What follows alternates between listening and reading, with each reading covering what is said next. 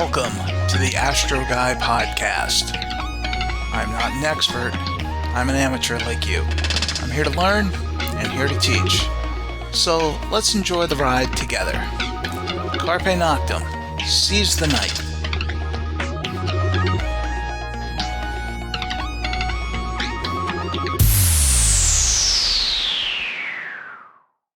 Welcome to the Astro Guy podcast. I'm your host, Wayne Zool. If you are a planetary observer, then you are going to really enjoy this month. The planets are putting on a great show this October. Not to be outdone, Mercury is putting on a decent performance in the morning skies this month. On October 1st, Mercury rises almost 70 minutes before the Sun, but you'll need a good eastern horizon to spot it. On the mornings of the 6th, 7th, and 8th, Mercury will be just over 5 degrees above the eastern horizon at 6 a.m. before the Sun washes it out. If you have a good horizon to the east, it's worth trying to catch a glimpse of the innermost planet in our solar system. Venus spends all month lost in the glare of the Sun. In November, it will return to the evening skies. But the outer planets are the ones that are ruling the evening skies this month. On October 1st, as darkness falls, the 38% illuminated crescent moon is in the south-southwest sky, while Saturn is in the southeast, and Jupiter is about 10 degrees over the eastern horizon. As the night goes on, Saturn will reach its peak altitude about 32 degrees above the southern horizon around 9:45 p.m. Bright Jupiter will reach its peak around 12:30 a.m. and be much higher up at just over 48 degrees elevation for observers at 40 degrees north. The further south you are, the higher the planets will be in the sky. That is, until you get pretty far south in the southern hemisphere.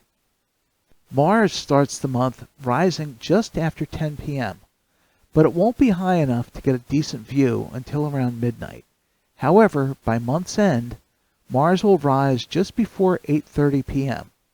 To get a good glimpse of Mars, you'll want to wait until later in the night when it's higher in the sky. As October begins, Mars glows brightly at magnitude minus 0.6, but by the end of the month it will be shining even brighter at magnitude minus 1.2 as it nears its opposition in December. During the month, Mars will appear to get larger as well, growing from about 12 arcseconds across to about 15 arcseconds. The red planet spends the entire month in the constellation Taurus the Bull. Due to its brilliance, it will be easy to spot. However, you'll need a telescope to see any details on the surface of the planet. But if the seeing is good, you should easily spot the polar cap and some surface details.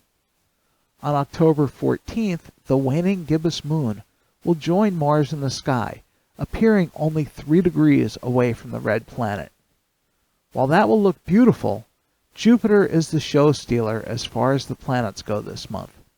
Having reached opposition in late September, Jupiter is pretty low in the east at sunset at the start of the month. But by month's end, Jupiter will be high in the southeast at sunset. Only the moon will outshine it in the nighttime skies this month.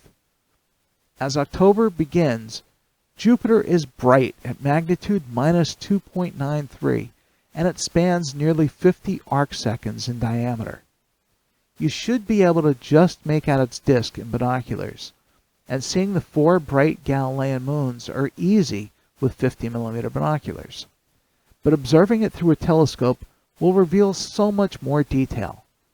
The equatorial band should stand out, and if you time it right, the Great Red Spot can be seen most nights. What other details can you spot? As the month goes on, Jupiter rises earlier each day, and by the end of the month it will be about 30 degrees above the horizon as darkness falls. However, with each day past opposition, Jupiter will continue to fade and appear smaller. By the end of October, it will still be bright, but will have dimmed to magnitude minus 2.7, and its disk will have shrunk to about 47 arcseconds.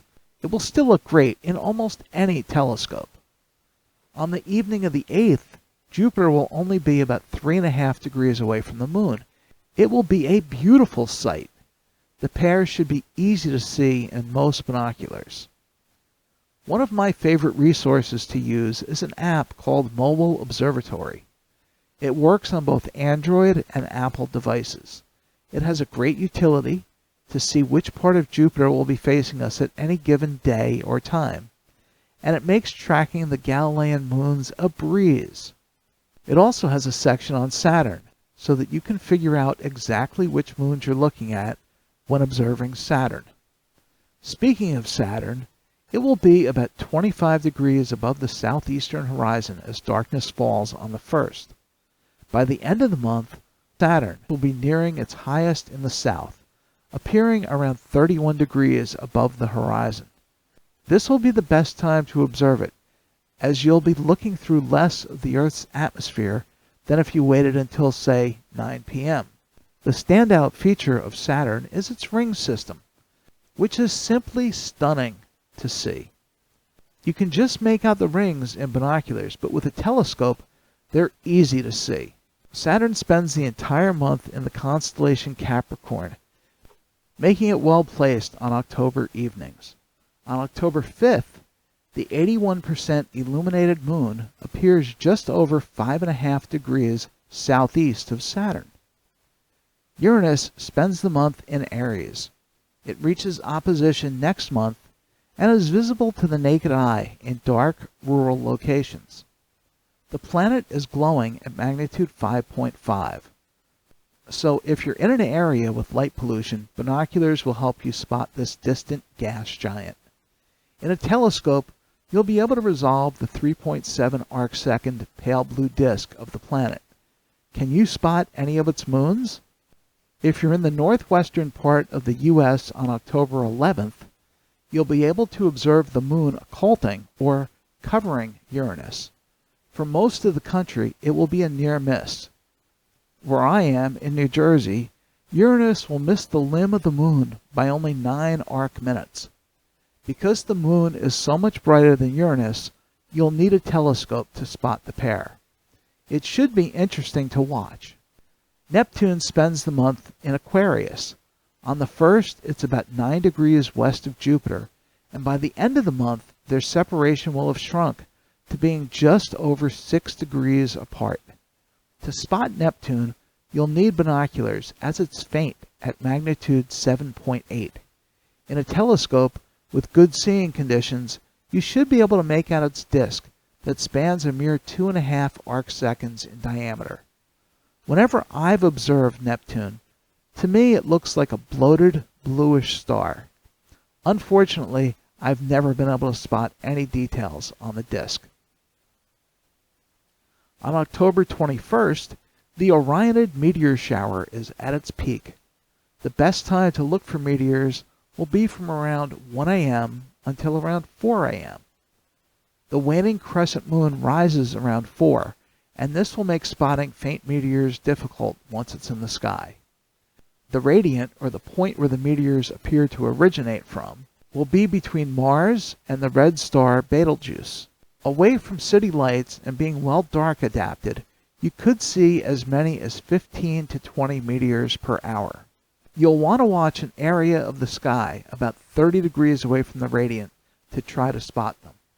Bring a comfortable chair, some hot coffee, and dress warm, as October nights can be chilly. That's all for our tour of the solar system this month. Now we'll move on to explore the constellations Pegasus the Flying Horse, Lacerta the Lizard, and Cepheus the King. As darkness falls at the beginning of the month, Pegasus is just over 20 degrees above the eastern horizon. By the end of the month, the easternmost parts of Pegasus will be more than 40 degrees above the horizon as darkness falls. The constellation is easy to spot due to an asterism or alignment of stars that make up the Great Square of Pegasus. The Great Square is made up of 4 second magnitude stars, so it's easy to spot unless you're in the heart of a city. One of the stars in the square, Alpheratz, actually lies over the border in the neighboring constellation Andromeda, but it's still referred to as the Great Square of Pegasus. The brightest star in Pegasus is magnitude 2.39 Enif, or Epsilon Pegasi, a yellow-orange supergiant star that's located just over 672 light-years away from us. Like many other stars, Enif has a companion star, although it's much fainter at magnitude 8.49, making it more than 250 times fainter than Enif. The pair are separated by just over 2.5 arc minutes. It's an extremely challenging pair to spot, but Enif is a great guidepost to locate lots of other things in the sky. The star Shiat, or Beta Pegasi, is a giant star that is similar in color and apparent brightness to Enif. Beta Pegasi is slightly fainter at magnitude 2.42, but to me, visually, it's hard to tell the difference between their brightness. Beta also has a double star, but its companion is 9th magnitude and 2 arc minutes away. It's tough to spot in the glare, but keen observers can spot it. The most famous deep sky object in Pegasus is the Globular Cluster M15. I've always enjoyed this cluster, and it is best seen on October and November evenings. To locate M15, start at Enif and sweep 3.5 degrees west, and then sweep just over 2 degrees north, and you should see the cluster in a low-power eyepiece. This beautiful globular cluster shines at magnitude 6.3 and spans 11 arc minutes. Made up of more than 100,000 stars, it is 175 light-years across and is located 35,700 light-years away from us. It's easy to spot with binoculars as a small, round, hazy patch of light. You'll need at least a 6-inch telescope to be able to resolve any of the cluster's stars, however. As the days march on, M15 will be higher each evening at the same time for several months, so it makes a great starting point for your night's list of objects to observe.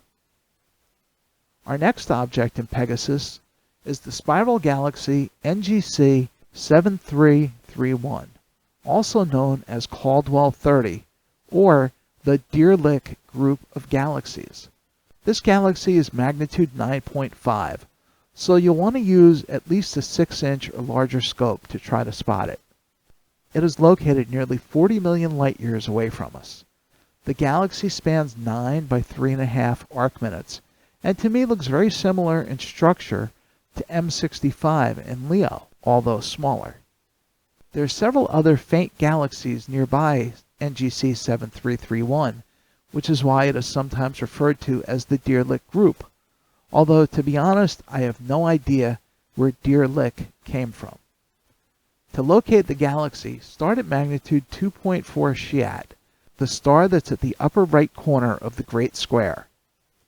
About 2 degrees east-northeast lies the star Meteor, or Eta Pegasi.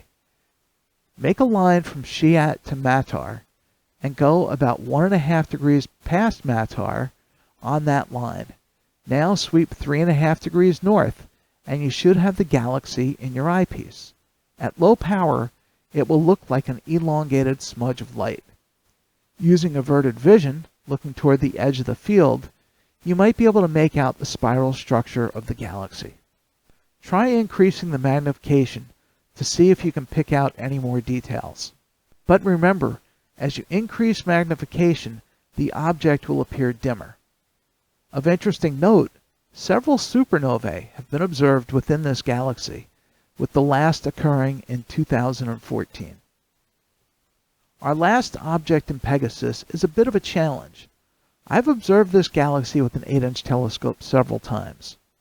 The galaxy in question is Ngc 7479, which is a barred spiral galaxy. It is located 105 million light-years away from us and glows dimly at magnitude 11.6. The fact that it spans only 4 by 3 arc minutes gives it relatively high surface brightness for an object this faint. This is a face-on barred spiral, so in long exposure images, its structure is easy to see. Observing it through a telescope, you should see the bright core and the bar of the galaxy extending out from the core. You're likely going to need at least a 10-inch or larger telescope to try to make out the spiral arms off of the ends of the bar. Another good thing about this galaxy is that it's relatively easy to locate. To find NGC 7479, start at the magnitude 2.45 star Markab, which is the bottom right star of the square, and sweep 3 degrees south, and you should have the galaxy in a low power eyepiece. Let us know if you were able to spot it. The next constellation that we'll explore this month is Lacerta, the Lizard. Lacerta is located due north of Pegasus and is not a large constellation. Its brightest star is magnitude 3.77 Alpha Lacertae. The easiest object to spot in Lacerta is the open cluster NGC 7243 or Caldwell 16. This cluster is made up of just over 100 stars, and it shines at magnitude 6.4 and spans 21 arc minutes. In binoculars, you'll see it as a hazy patch, about 2/3 the size of the full moon. In a telescope, you should be able to resolve dozens of stars within the cluster. To locate this object, start at the brightest star in Lacerta, Alpha Lacertae, and sweep 2.5 degrees west, and then 0.5 degree south. It's that easy. Lacerta has several other open clusters that you can explore, but we're going to move on to our last constellation that we'll explore this month, Cepheus the King. Cepheus is a large circumpolar constellation for most of the northern hemisphere. Circumpolar means that it doesn't set for certain locations. Since Cepheus extends nearly to the North Pole, it gains its circumpolar status. It extends 46 degrees south, with the southern edge of the constellation at about 54 degrees north declination. While Cepheus is supposed to represent a king, to me it looks like a house with a steep roof. The house asterism is made up of 1 second magnitude star and 4 third magnitude stars. The brightest star in the constellation is Alderman, and it is a double star, but its companion is 9.1 magnitudes fainter than the main star. They're separated by 6.5 arc minutes, so you really need to know where to look to be able to spot the companion. The constellation holds many deep sky objects, but there are 3 relatively famous nebulae within its boundaries that are worth a look. The first one is the Wizard Nebula. It's cataloged as Sharpless 2-142, but it is associated with the open cluster NGC 7380, discovered by Sir William Herschel in 1787. The cluster often gets overlooked by the nebula, which was discovered much later. Many people say that they see parts of a silhouetted wizard in long exposure images of this nebula. I've been able to observe the nebula with an 8-inch telescope from dark skies. Visually, it will appear as a gray cloud, floating in front of the open cluster. The nebula shines at magnitude 7.2, but it's fairly large and spans about 25 arc minutes, or just less than the width of the full moon. The nebula is located about 8,500 light-years away from us. To locate the wizard, start at Alpha Lacertae and sweep 8 degrees north. Then sweep just over 2 degrees east and you should see the cluster and a bit of nebulosity. Using a light pollution filter will help pull out the nebulosity. The Iris Nebula is a popular object for astrophotographers, but it can be a little challenging to spot visually. But under dark skies with a 6-inch telescope, it can be done. The nebula, a reflection nebula, is cataloged as LBN 487 or Caldwell 4, and it's associated with the open cluster NGC 7023. A reflection nebula is a cloud of dust and gas that is reflecting light off of a nearby star. In this case, the 7.4 magnitude star SAO 19158. The cluster and nebula shine at magnitude 6.8 and span 18 arc minutes in size. In long exposure images, it does resemble a flower, and it's blue like an iris. To locate it, start at Alpha Cephei and sweep 2 degrees west and then 5.5 degrees north, and you should spot the cluster and nebula. NGC 188 is a very unique open cluster. It's also cataloged as Caldwell 1. It's not very bright at magnitude 8.1, but it's interesting for other reasons. The main reason that astronomers have studied this cluster so much is because of its age. It is estimated to be 6.8 billion years old, making it one of the oldest known open clusters in our galaxy. It is made up of about 200 stars and is located about 5,000 light-years away. The cluster spans 1/4 of a degree, so it's a good object to explore at higher magnifications. It is situated only 4 degrees south of Polaris, making it a little tough to find unless you have setting circles. But you can star hop to it by starting at Alari, known as Gamma Cephei, and sweeping 8 degrees toward Polaris, and then sweeping 1 degree east. That should put the cluster right in your field of view. The last object that we'll explore in Cepheus is IC 1396. This is the third of the trio of nebulae that I mentioned earlier, commonly referred to as the Elephant's Trunk Nebula. It too is associated with an open cluster that is sometimes called the Misty Clover Cluster. This is a big object. The emission nebula spans about 3 degrees across and glows at magnitude 3.5. However, due to its size, it's difficult to spot. I've been able to spot it with 50mm binoculars from Vermont as a large, dim, hazy patch of light. The Elephant's Trunk is an area of dark nebula that looks like the silhouette of an elephant's head and trunk. The entire complex lies about 1,565 light-years away from us. To locate it, start at 3rd magnitude Zeta Cephei and sweep 4 degrees west, and you should spot it in binoculars. With a telescope and careful observations, you can make out some of the brighter parts of this gorgeous nebula. Well, that's all for this episode. Thank you so much for tuning in, and I hope that you found our time together to be fun and helpful.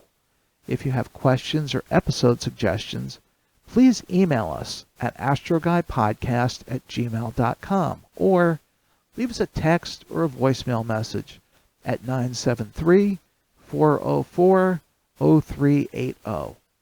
If you're not already a member, please join the Astro Guy podcast group on Facebook. You'll find other members, videos, blogs, and other useful information there for your enjoyment. You can also visit our YouTube channel, the Astro Guy Podcast, for past episodes and other surprises. Please subscribe. It would be great if you would consider leaving us a review on your podcast platform, as this will help us get new listeners. Thank you again for tuning in, and may your skies be clear. As always, Carpe Noctem, seize the night.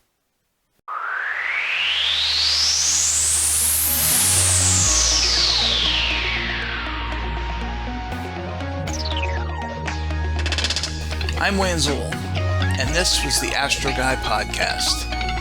Thank you for listening. As always, your questions, comments, and suggestions are welcome. Keep wondering. Keep your eyes on the sky. Have fun. Carpe Noctem. Seize the night.